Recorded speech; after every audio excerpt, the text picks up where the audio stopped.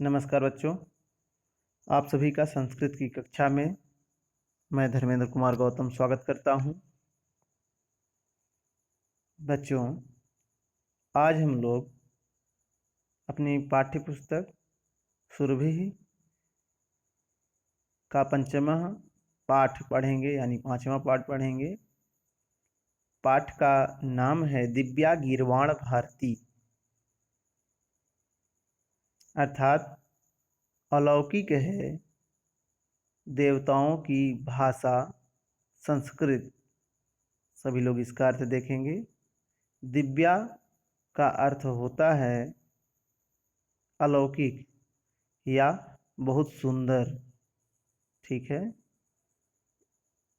और गीर्वाण भारती का अर्थ होता है देवताओं की भाषा संस्कृत, ठीक है। तो इसका अर्थ आप लिखेंगे तो क्या लिखेंगे? बहुत सुंदर है देवताओं की भाषा संस्कृत। ये पाठ का नाम हुआ। अब चलिए हम लोग आगे चलते हैं। बच्चों, ये जो दृश्य है वो दृश्य एक कक्षा का है। वो कक्षा कौन सी है? 8वीं कक्षा है।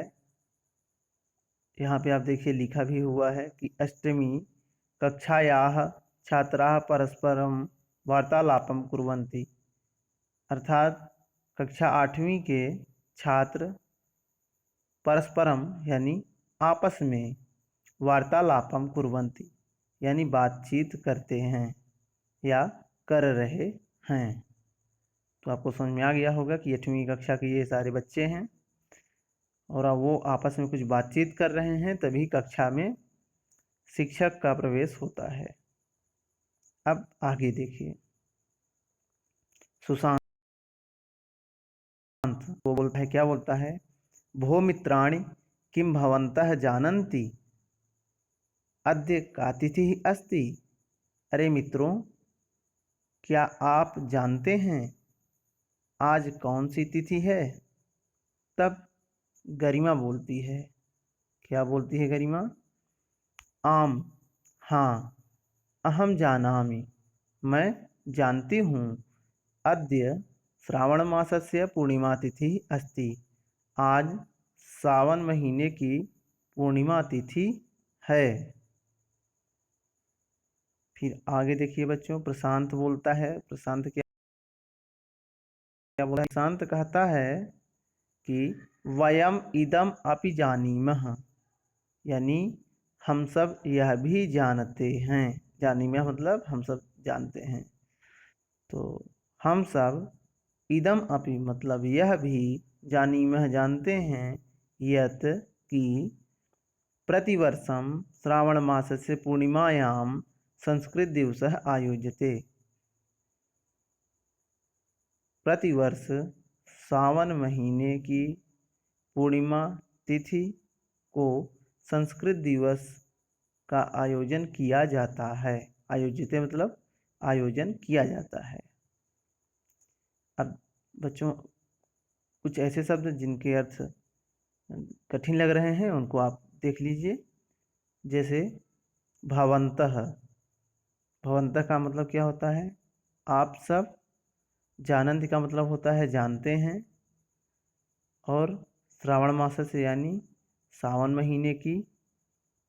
जानामि का अर्थ होता है जानता हूँ या जानती हूँ। अब ये निर्भर करता है कौन बोल रहा है। तो यहाँ गरिमा बोल रही है तो बोले यहाँ पे बोल सकते हैं अर्थ इसका हम जानती हूँ, ठीक। अब चलिए आगे। तदैव अध्यापकः कक्षां प्रविशति, तभी कक्षा में अध्यापक प्रवेश करते हैं। तब क्या होता है? तब सर्वे छात्राः सभी छात्र उत्थाय, उत्थाय मतलब खड़े होकर के, हे आचार्य संस्कृत दिवसे वयम भवन्तं वर्धापयामः। हे आचार्य, संस्कृत दिवस पर वयम यानी हम सब, भवन्तम यानी आपको, वर्धापयामः बधाई देते हैं। अब देखिए कुछ कठिन शब्द बच्चों। उत्थाय का अर्थ होता है उठकर, वर्धापयामः का मतलब होता है बधाई देते हैं। चलिए नेक्स्ट पेज पे चलते हैं हम लोग। देखिए बच्चों अब आगे आचार्य, क्या बोलते हैं आचार्य? देखिए, आचार्य है, धन्यवादाः, स्वस्ति युष्मभ्यं, शुभम भवतु, संस्कृत दिवसः, युष्मभ्यं सर्वेभ्यः, धन्यवाद, तुम सभी का कल्याण हो, शुभम भवतु यानी शुभ हो, संस्कृत दिवसः युष्मभ्यं सर्वेभ्यः, शुभम भवतु यानी शुभ हो, संस्कृत दिवसः संस्कृत दिवस, युष्मभ्यं सर्वेभ्यः यानी तुम सभी के लिए। स्वस्ति का मतलब क्या होता है बच्चों? कल्याण होता है जब, ठीक है, इसको ध्यान दीजिएगा। स्वस्ति का मतलब कल्याण होता है, जिसका प्रयोग चतुर्थी विभक्ति में हमेशा होता है। चलिए अब हम लोग आगे देखते हैं। तो प्रणव बोलता है, प्रणव क्या बोलता है बच्चों? प्रणव बोलता है आचार्य अद्य अस्माभिः संस्कृत दिवसे संस्कृत विषये एका प्रश्नोत्तरी आयोजिता अस्ति। आचार्य, अद्य अस्माभिः मतलब आज हम सबके द्वारा संस्कृत विषय में एका प्रश्नोत्तरी एक प्रश्नोत्तरी आयोजिता अस्ति यानी आयोजित की गई है। अर्थात हे आचार्य, आज हम सबके द्वारा संस्कृत विषय में एक प्रश्नोत्तरी का आयोजन किया गया है। तब सुमेधा बोलती है, क्या बोलती है सुमेधा? सुमेधा बोलती है कि संपूर्ण कक्षा द्वयोः वर्गयोः विभक्ता अस्ति। संपूर्ण कक्षा माने पूरी कक्षा, द्वयोः वर्गयोः यानी दो भागों में, वर्ग मतलब क्या होता है? भाग होता है, सेक्शन होता है। तो दो भागों में विभक्ता अस्ति यानी विभक्ता मतलब बांटी गई है, ठीक है, अलग की गई है। यानी पूरी जो 8वीं कक्षा थी उसको दो भागों में बच्चों ने विभाजित कर लिया है। एक वर्ग था जो एक तरफ बच्चे थे, वो कालिदास वर्ग था, एक कालिदास वर्ग है, एक कालिदास वर्ग। अपरः, अपरः का मतलब होता है दूसरा, भास वर्ग अस्ति यानी भास वर्ग है। अब बच्चों आगे देखते हैं हम लोग। प्रणव तब बोलता है कि एकस्य प्रश्नस्य उत्तरम कालिदास वर्गः दास्यति, एक प्रश्न का उत्तर कालिदास वर्ग देगा। अपरम प्रश्नम च भास वर्गः उत्तरिष्यति यानी दूसरे प्रश्न का उत्तर भास वर्ग देगा। ये सारे बच्चे अपने गुरुजी से बता रहे हैं कि गुरुजी हमने ऐसा ऐसा किया है, ठीक। चलिए आगे देखते हैं। तो गुरुजी क्या बताते हैं तब? गुरुजी कहते हैं कि शोभनम बहुत सुंदर, बहुत अच्छा, अतीव सुंदरम अत्यधिक सुंदर, आयोजनम कृतम मतलब आयोजन किया गया है, कृतम का मतलब किया गया है। अधुना अब प्रारंभम कुर्वन्तु अब शुरू करो। तो सबसे पहला प्रश्न शुरू हो जाता है प्रश्नोत्तरी का, जो प्रणव करता है, क्या करता है? संस्कृतम इति पदस्य कहा अर्थ है? संस्कृत इस शब्द का क्या अर्थ है? तो विश्वास जो दूसरे वर्ग का था वो उत्तर देता है, क्या उत्तर देता है? कि शुद्धम परिष्कृतम इति संस्कृत पदस्य अर्थः भवति, अर्थात शुद्ध परिष्कृत इति संस्कृत पदस्य अर्थः अस्ति, यह संस्कृत पद का अर्थ है। विश्वास ने क्या बताया कि जो शुद्ध हो, जो जिसका निर्माण बहुत ही अच्छी तरीके से किया गया हो, परिष्कृत का मतलब अच्छी तरीके से जिसकी रचना की गई हो, यही संस्कृत का अर्थ होता है। अब आगे देखिए। तो अब अगला प्रश्न आता है। अगला प्रश्न सुमेधा करती है, क्या कहती है? कि संस्कृत भाषायाः कति रूपाणि सन्ति, संस्कृत भाषा के कितने रूप हैं? तब कोई उसमें से एक प्रबुद्ध नाम का लड़का था, वो उत्तर देता है। थोड़ा सा इसको और नीचे लाएंगे हम लोग। तो प्रबुद्ध देता है उत्तर, क्या? ये देखिए यहाँ पे मिल गया, संस्कृत भाषायाः द्वे रूपे स्तः यानी संस्कृत भाषा के दो रूप हैं। एकम वैदिकम संस्कृतम द्वितीयम च लौकिकम संस्कृतम। एक वैदिक संस्कृत, दूसरा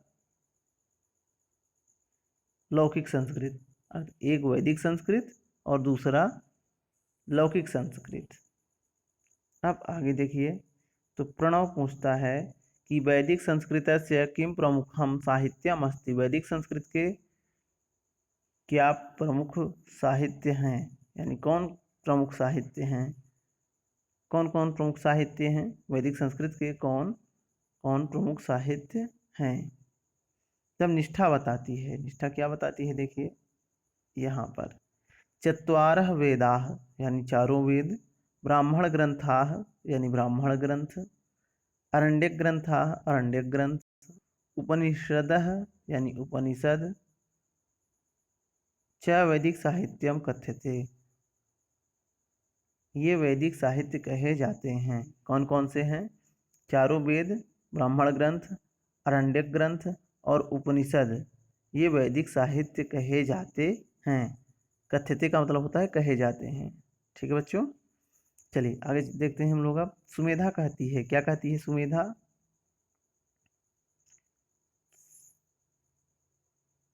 सुमेधा कहती है कि लौकिक संस्कृतस्य आरंभः कदा अभवत्। लौकिक संस्कृत का आरंभ कब हुआ। तब विवेक नाम का एक लड़का था, वो बताता है कि वाल्मीकेः कालात् लौकिक संस्कृतस्य प्रारंभः मन्यते। यानी वाल्मीकेः कालात् यानी वाल्मीकि के समय से लौकिक संस्कृत से प्रारंभः मन्यते, लौकिक संस्कृत का प्रारंभ माना जाता है। अस्य कृतिः रामायणं लौकिक संस्कृतस्य आदिमः ग्रंथः अस्ति।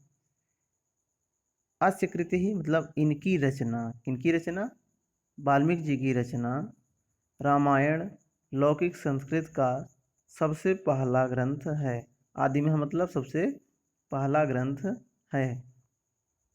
देखते हैं बच्चों आगे, प्रणव बोलता है, प्रणव क्या बोलता है देखिए, लौकिक संस्कृत से अन्य प्रमुखाः ग्रंथाः के च तेषां प्रणेतारः।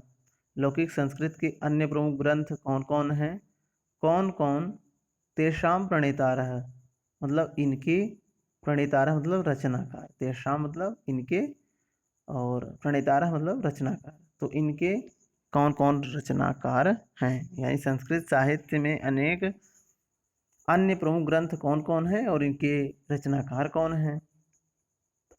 तो अब प्रज्ञा बताती है, प्रज्ञा क्या बताती है देखिए, प्रज्ञा बताती है कि महाभारतम व्यासेन विरचितम, यानी महाभारत महर्षि व्यास जी के द्वारा विरचितम यानी लिखा गया है। अब देखिए आगे, अब रमेश कहता है कि रघुवंशम कुमार संभवम च कालिदासेन रचिते महाकाव्ये। यानी रघुवंश और कुमार संभव, ये दोनों ग्रंथ कालिदास के द्वारा लिखे गए महाकाव्य हैं। ठीक बच्चों, इस लाइन का अर्थ क्या होगा, रघुवंश और कुमार संभव ये दोनों ग्रंथ कालिदास के द्वारा लिखे गए महाकाव्य हैं। आगे चलिए देखिए, आगे है शुभ्रा बोलती है कि कालिदासेन एव रचितानि, कालिदासेन एव रचितानि विज्ञान शाकुंतलम मालविकाग्निमित्रम विक्रमोर्वशीयम च एतानि त्रीणि नाटकानि। यानी कालिदास के द्वारा रचितानि मतलब लिखे गए, त्रीणि नाटकानि यानी तीन नाटक हैं। कौन कौन से हैं, अभिज्ञान शाकुंतलम, मालविकाग्निमित्रम और विक्रमोर्वशीयम।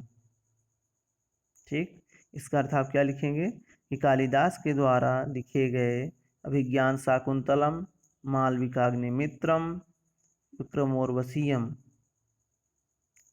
तो इनका जब हिंदी करेंगे तो क्या हो जाएगा, अभिज्ञान शाकुंतल, मालविकाग्निमित्र, विक्रमोर्वशीय, ये तीनों नाटक हैं।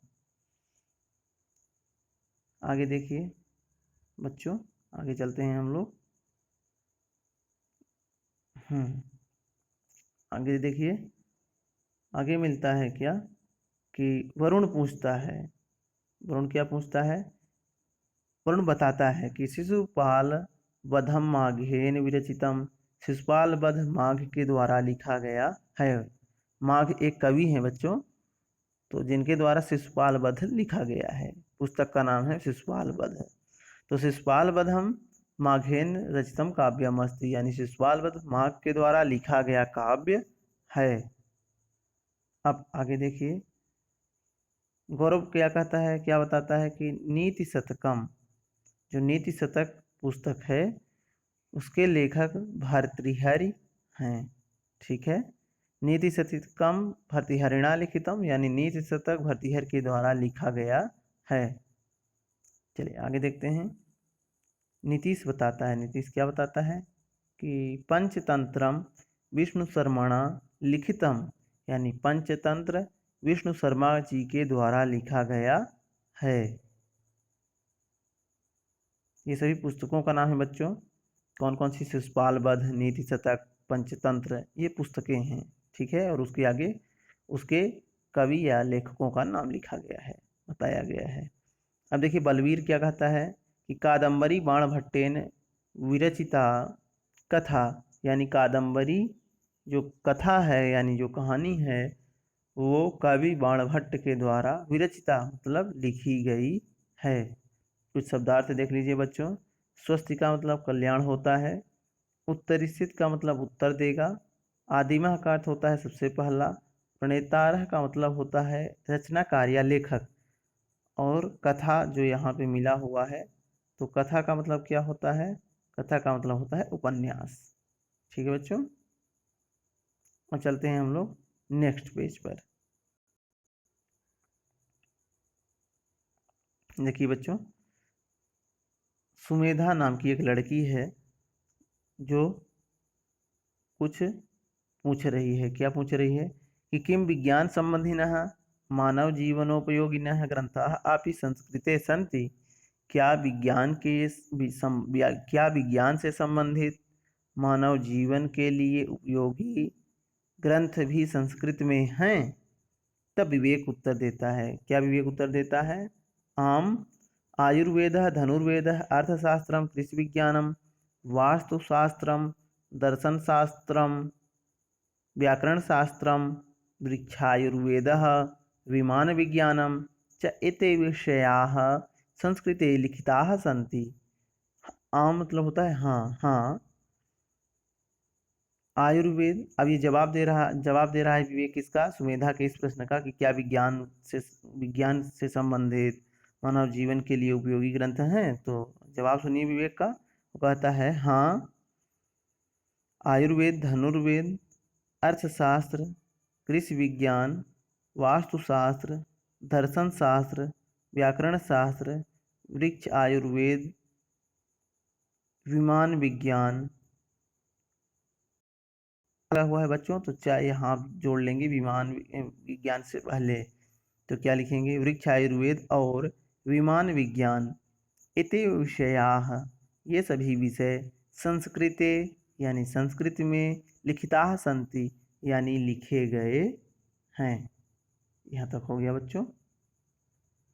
ठीक, अब ये सब विषय हैं। कौन कौन से विषय हैं? आयुर्वेद, धनुर्वेद, अर्थशास्त्र, कृषि विज्ञान, वास्तुशास्त्र, दर्शन शास्त्र, व्याकरण शास्त्र, वृक्षायुर्वेद और विमान विज्ञान। इन सभी विषयों में इते विषयाः माने इन विषयों पर संस्कृत में, ये सभी विषय संस्कृत में लिखे गए हैं। ठीक है, क्या लिखेंगे आप? इते विषयाः माने ये सभी विषय संस्कृत में लिखे गए हैं। अब आगे देखिए, प्रणव क्या बताता है? प्रणव कि व्याकरणस्य प्रसिद्धः ग्रन्थः कः अस्ति, कः च तस्य रचयिता, यानी व्याकरण का प्रसिद्ध ग्रंथ कौन सा है? संस्कृत व्याकरण का प्रसिद्ध ग्रंथ कौन सा है? कः च तस्य रचयिता, और इसके रचयिता कौन है? तो देखिए इसका उत्तर मिलता है। प्रज्ञा बताती है कि अष्टाध्यायी, एक पुस्तक का नाम है बच्चों अष्टाध्यायी। तो अष्टाध्यायी इति व्याकरण से प्रसिद्ध ग्रंथ अस्ति, अष्टाध्यायी व्याकरण की प्रसिद्ध ग्रंथ है। और तस्य और पाणिनि, पाणिनि एक ऋषि हैं, तो पाणिनि च तस्य प्रणेता आसीत, और पाणिनि इसके रचयिता थे, यानी रचनाकार थे। तब गुरुजी क्या बताते हैं, देखिए लास्ट में जब सब सुन चुके, प्रश्नोत्तरी हो गई, तो अब गुरुजी बोलते हैं, क्या गुरुजी बोलते हैं, साधु युष्माभिः अतीव मनोरंजिका ज्ञानवर्धिनी च इयं प्रश्नोत्तरी आयोजिता। साधु मतलब बहुत सुंदर, युष्माभिः मतलब तुम सबके द्वारा, अतीव मनोरंजिका अर्थात अत्यधिक मनमोहक, और ज्ञानवर्धिनी अर्थात ज्ञान को बढ़ाने वाली, इयम मतलब होता है यह प्रश्नोत्तरी का आयोजन किया गया। फिर आगे देखिए, अनया खलु संस्कृतस्य सामान्यं परिचयं प्राप्यते। अनया मतलब इसके द्वारा, खलु मतलब निश्चित ही, संस्कृत से सामान्य परिचय प्राप्यते यानी इसके द्वारा, किसके द्वारा, इस जो संस्कृत प्रश्नोत्तरी का आयोजन किया गया है इसके द्वारा, ठीक। अनया खलु मतलब इसके द्वारा निश्चित ही संस्कृत का सामान्य परिचय प्राप्त होता है। संस्कृत भाषा विश्व से प्राचीनतमा भाषा अस्ति। संस्कृत भाषा विश्व की प्राचीनतमा भाषा अस्ति यानी सबसे पुरानी भाषा है। अस्माकं संस्कृते सभ्यतायाः च मूलम अस्याम एव निहितम अस्ति। अस्माकं माने हमारा या हमारी, ठीक। तो हमारी संस्कृते यानी संस्कृत की, सभ्यतायाः यानी सभ्यता का, मूलम यानी जो मुख्य आधार है, अस्याम एव निहितम अस्ति। अस्याम माने इसमें, एव माने ही, यानी इसमें ही, निहितम अस्ति यानी समाहित है, यानी हमारी संस्कृत और सभ्यता का आधार इसी में ही समाहित है। किसमें समाहित है, संस्कृत में। सर्वे छात्राः यानी सभी छात्र, वयम एताम मधुराम भाषां सदैव रक्षयिष्यामः यानी हम सब इस मधुर भाषा को, या हम सभी इस मधुर भाषा की सदैव रक्षयिष्यामः यानी रक्षा करेंगे। फिर देखिए, सर्वे मिलित्वा सभी मिल करके गाते हैं, क्या गाते हैं, वयम पठाम संस्कृतम वयम लिखाम संस्कृतम सदा वदाम संस्कृतम प्रचारयाम संस्कृतम जयतु संस्कृतम जयतु भारतम। यानी हम सब संस्कृत पढ़ते हैं, वयम पठाम संस्कृतम यानी हम सब संस्कृत पढ़ते हैं, वयम लिखाम संस्कृतम यानी हम सब संस्कृत लिखते हैं, वयम वदाम संस्कृतम यानी हम सब संस्कृत बोलते हैं, प्रचारयाम संस्कृतम यानी हम सभी संस्कृत का प्रचार करते हैं, जयतु संस्कृतम यानी संस्कृत की जय हो, जयतु भारतम यानी संस्कृत की जय हो। इस प्रकार से बच्चों ये चैप्टर पूरा हुआ आप लोगों का। सभी को धन्यवाद।